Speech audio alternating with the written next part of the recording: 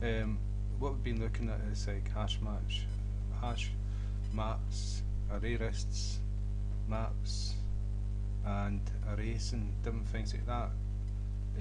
Iterators, we've looked at that. What I done was I done a map. So what I've added to it is a map. We've done a hash map.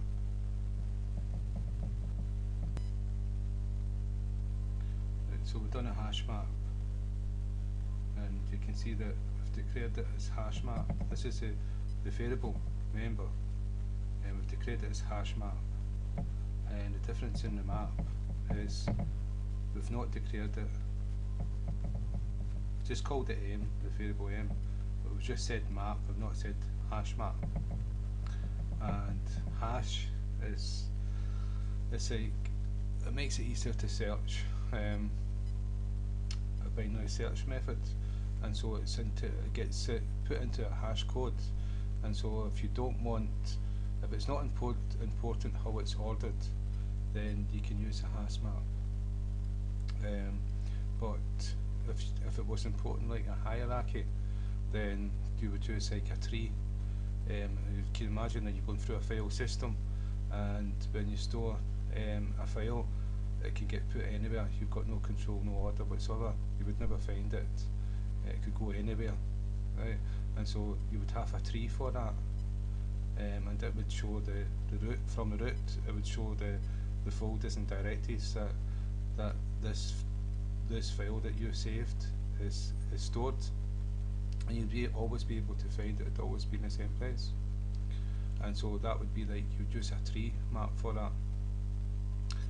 You wouldn't use a hash, because that's the difference. If order's not important, use a hash map, and if order's important, use a tree map. And so what we've done here is we created a map, and to show you the difference between the hash map and a map, it's very similar, and the difference is we've declared the variable to access it is declared as a hash map. Well, the variable to access it here is not declared as a hash map type, it's just a map type, and we called it m. And so we used a for loop.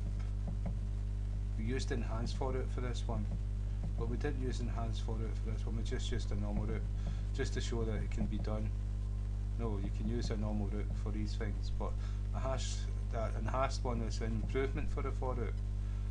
You just put in what you want to access the hash map or the array list, and it'll do it for you. And that's the name of the set that we're accessing here. So we didn't. That's a set. We created a set. I'm at the wrong part. Yeah, we didn't use a for loop for that. That's all we've done. Right, but anyway, what I'm showing you is we're using a normal for loop for this one, and what we've done is we created a string called Charles, and m is the variable name to access it, dot, and just like the hash table, it's put, it's not add, it's put, and so we put the index number and the name. The index number is in the for loop, so it's going to go 0 to 4, and each root string is going to equal Charles. We could have different names, but I've just made it very simple. And then we used it to iterate it again, and to put up a string, and we called it shows, and equals m, the variable name to access it, dot values, dot iterator, and while shows has next has another value. Do this, so passes equals shows next, so then the value it's within the map, and then we print it out. And what we've done here, we'll take this away. So when we run a program, you'll see there's 5 different Charles, 1, 2, 3, 4, 5. And what we've done here is we printed out m. We'll get the whole set, everything that's in it, from the integer and the string. So if I just go run,